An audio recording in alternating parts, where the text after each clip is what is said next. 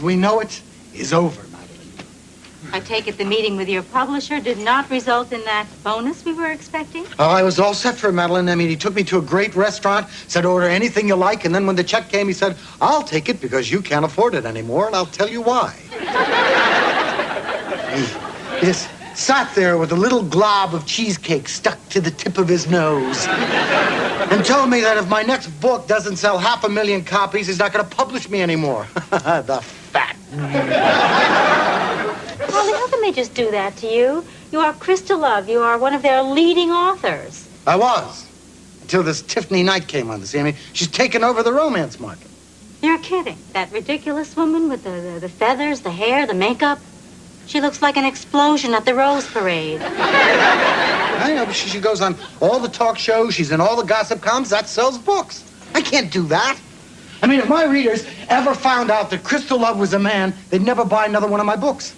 Well, why doesn't your publisher just hire someone to pretend to be Crystal Love? We can't trust anybody with a secret like that. Except... Charlie, I think you know me well enough to realize that my feeling about this is I would rather eat lobster at a truck stop. Madeline, you'd be perfect. I mean, you're witty, you're charming, you're also a knockout. With you playing Crystal Love, the sales of my books would double. Besides, you'd only have to do it for a little while. Charlie, I would love to help you, really, but I don't think I could be convincing as a writer. I mean, I don't even know when the letter Y should be considered a vowel. Nobody knows that. Besides, I never really told you this, but sometimes when I write those really passionate passages, well, I think about you. Ooh. Well, I suspected that. Madeline, this is very important to us. Well, maybe I could be a writer. Drop fancy words like genre, denouement. Appear on the last 23 seconds of The Tonight Show. Maybe I could do that. Madeline, you have saved our life. Now I'm going to call my publisher. That. You really think about me when you write those passionate scenes? Of course I think about you. And the solid gold dancers.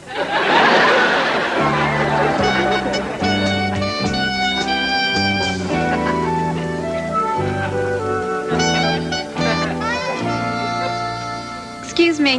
Is that the book you're planning to buy? Moby Dick. Don't waste your money.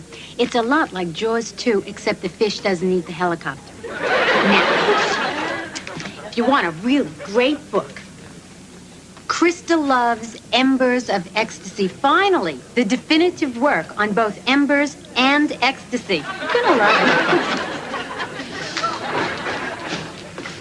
it. Ladies and gentlemen, Crystal Love.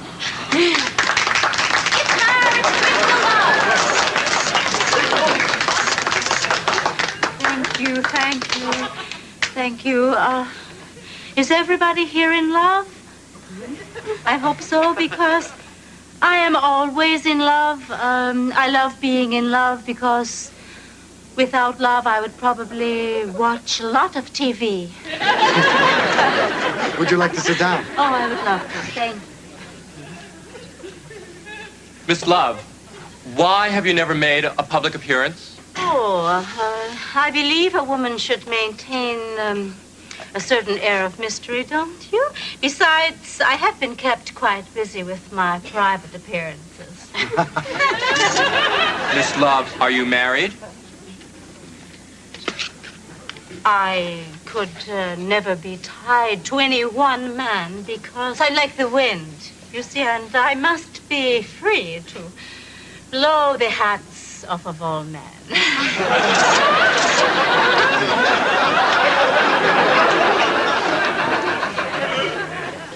Miss Love, this is really an honor. Your books are so... Well written, impeccably crafted. trashy. The only way to describe them is they're sweaty, they're steamy, they're hairy. Well, sometimes I just call up the guys at a fire station. Well, thank you very much, thank you. Miss Love has a lot of other fans. We mustn't keep them waiting. This is my public. You cannot treat my public in this way. Just to show her the medical books. How much time does it take you to write one of these?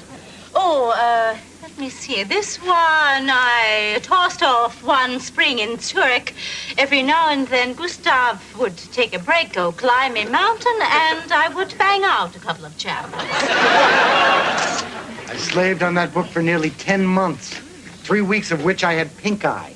Really? I read it while waiting in line for Yentl.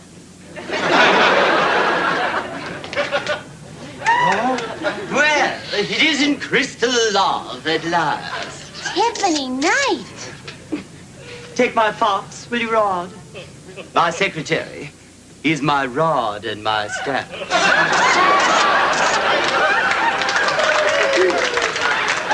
Crystal, darling, I'm thrilled to meet you. I understand this is your first public appearance. With that figure, I can see why. I see you speak as well as you write.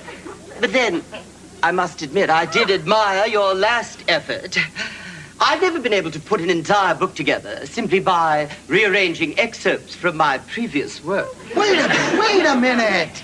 Listen, there is not one word in Embers of Ecstasy that was in Towers of Ecstasy. Except ecstasy. An occasional throbbing, but it's used quite different. And who are you? I'll tell you who I am. Here's my secretary, Charles. Here's my Charles and my rod. He must type very well. Which one of you ladies leads a more romantic life? Well, there's really no contest. Everyone knows about my love life. Well, I suppose in terms of quantity that Tiffany would have the edge. Of course, at her age, she has been at it that much longer. Perhaps I should buy your book. It might come in handy if my poodle has a whoopsie. Oh, that's a term that you are quite familiar with, because didn't the critics describe your last book as a whoopsie?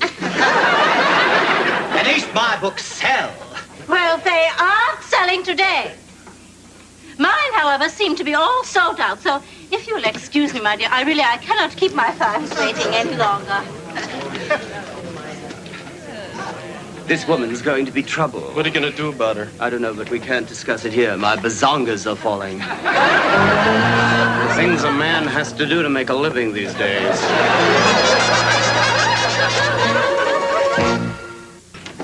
You guys see this? Crystal Love makes the big time, the National Inquisitor. Crystal Love says, I was taken to Venus by little blue men in a Ford Thunderbird. I don't believe it. I'm your best friend. They got to read about it in the newspaper. Who's it? It's Tiffany, darling. Tiffany Knight here? She can't see you like this. I will go upstairs and change into Crystal Love. Okay, you are my secretary. You tell her I'll be right down. You, go home. Wow, are you kidding? This is one hot lady. I gotta meet her. One night with her, I'd die happy. Crystal, honey, I'm waiting. Good afternoon, Miss Knight. Hello, Charles. Not much to look at, but any woman can write like that, can dangle my participles anyway. Just make yourselves comfortable. Miss Love will be down in a second. She just went upstairs to get the oscillate out of the jacuzzi. Hi, I'm Robert Leone. I wrote The Omen. Charles? Charles, be a dear and get me a cup of tea, would you? Certainly. Yes, Charles, make that too, will you?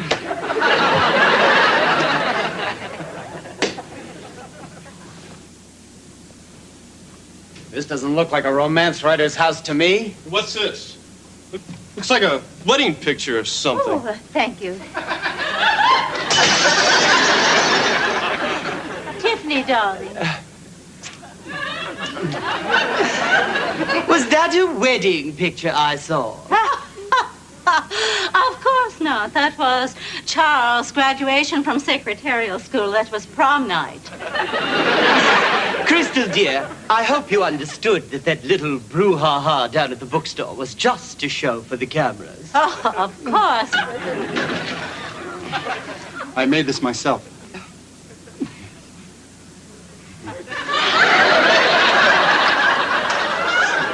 Tiffany, Leonie, say maybe sometime you and I could get together. You must excuse Robert. Robert is one of my ex-lovers, you see, and when I left him, the trauma was so severe that he lost over 90% of his intelligence. Charles, would you please show our guest to the door, using force if necessary? So, Tiffany, wouldn't you care to park it somewhere, dear?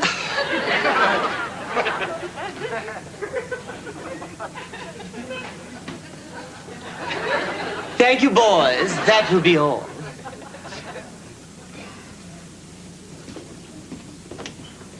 Well, now that we're alone and out of the public eye, let's talk about writing. I have a million questions to ask you. Well, I only have 6 answers, so I'll be finished long before you. That metaphorical phrase you used so beautifully in Tenderloins of Passion, the one about Quentin leaving the trail of erotic fire down Roberta's chest. What exactly did you mean by that? Well, you know, he had this trail of erotic fire, and he just thought her chest would be a very good place to leave it. Well, you are a woman, you know what I mean. Oh, I do. Oh, you really are delightful. I'm so sorry we have to go. Rod, Crystal, let's do this again. Oh, anytime. Just call first, please. Ta-ta, Crystal. Ta-ta. Ta-ta. She's hiding something. And I think I know how to find out what. And there's 5 seconds left. 4, 3, 2. Leonie throws up a prayer at the buzzer, and it's good!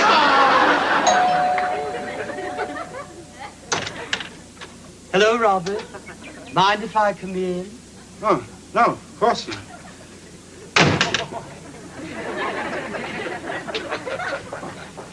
I guess you probably weren't expecting me. Oh, well, let's just say I had a hunch.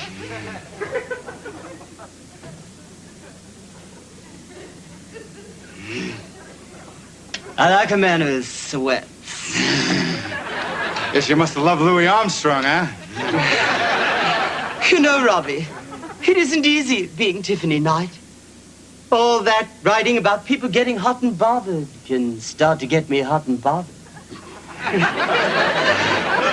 And the feeling just builds and builds like a volcano inside me. Oh, so I guess it's in there now, huh? You know, you're not like any woman I ever met before. I can guarantee that. Dear Miss Love, I am one of your biggest fans. I made this especially for you. Oh, how sweet. P.S. If you're not wearing this next time I see you, I will kill you. Oh. Madeline, guess what? That was the Eddie Garvey show calling. They're going to do a segment in Chicago tonight with Tiffany Knight, and they want Crystal Love to be there, too. Oh, great. I hope you told them no. Well, here's the deal. I was going to say no, and then I decided that yes seemed to be the right answer. Charlie, this whole thing is getting out of hand. You know the kind of questions Eddie Garvin's going to ask me. Who reads these books? I don't. Am I out of touch? Is this what America wants to read? How am I going to answer that, Charlie? You just look at him going, oh, Eddie, you're such a cranky puss, and he'll melt right in his chair. You know, a couple of bookstores is one thing, but I'm never going to get away with this on TV. Madeline, we've come this far. Besides, it'll be the last thing you have to do. Could I think about it, please? Absolutely sure. Take your time. Well? Well, they're going to do the show tonight. They need you there in an hour. Oh, well. I'm sure I can handle this. I mean, if I wasn't thrown by that guy in the bookstore who asked me to dedicate my next book to his inner thigh, then this ought to be a snap.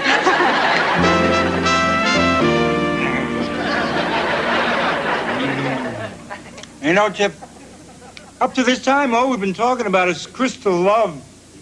Why don't we talk about me, you, what we could have together in about 10 minutes?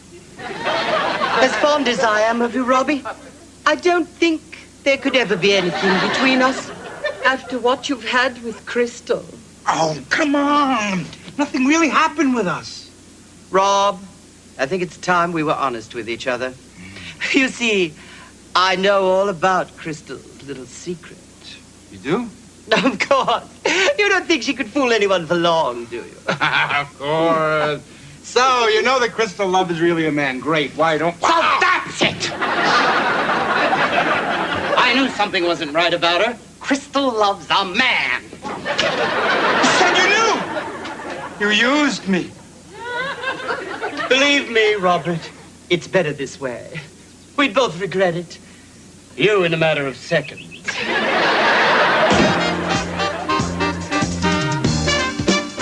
All right, everybody, settle in. Minute to air. Now, let's see. You're Crystal, and you're Tiffany. And those are the names we're going to go with, right? Now, ladies, we'll do this segment just as soon as we get back from the commercial. Now, I want to have a good show, so don't be afraid to say whatever is on your mind. I have something very interesting on my mind.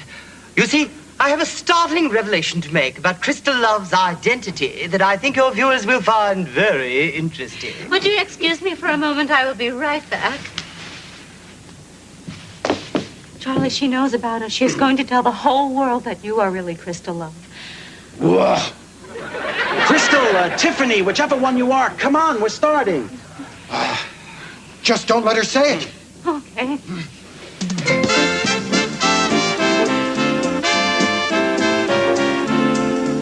Ladies and gentlemen, Eddie Garvin.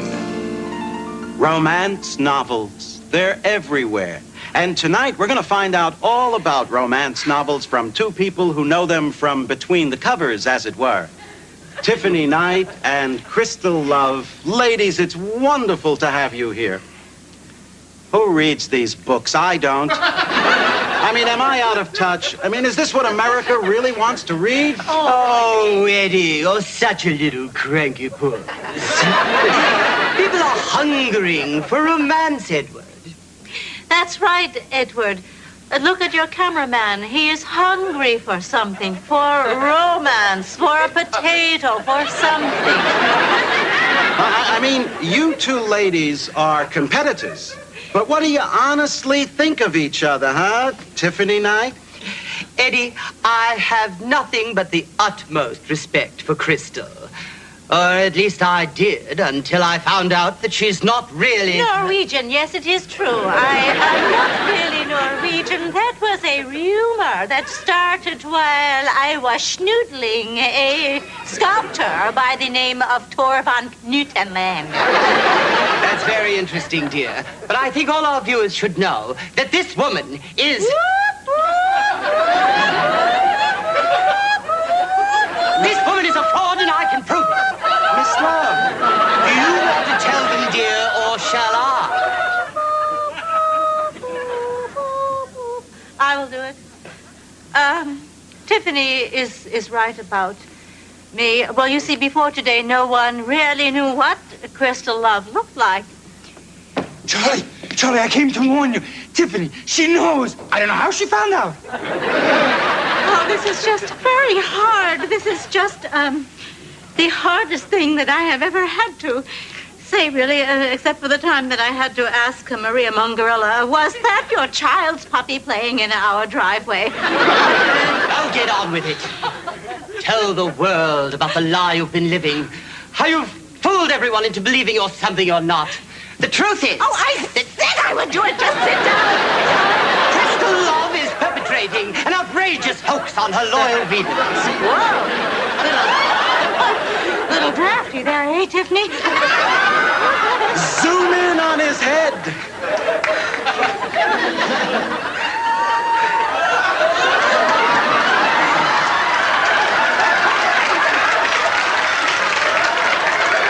All right, I admit it. I'm a man, but I'm not the only one here with a secret. I have it on good authority that Crystal Love is also a redhead. Yes, America, that is right. She's got me. Excuse me, I mean, he's got me. Ladies and gentlemen, now this raises a very interesting question. Can a man write for women as well as a woman can write for women? But that's the subject for another program, and who wants to see that? I don't. So for tonight, let's just say good night, Crystal Love, and good night, Bert. Good night. You just, I did this for a reason. You know how hard it is for a man to be accepted as a romance novelist? Thank God I've still got my job as a waitress. Oh, that's very nice. Yes, I guess he wouldn't air anything that would potentially embarrass a person. Exactly. It's not going on because he realized his fly was open. Oh. Who wants to see that? I don't.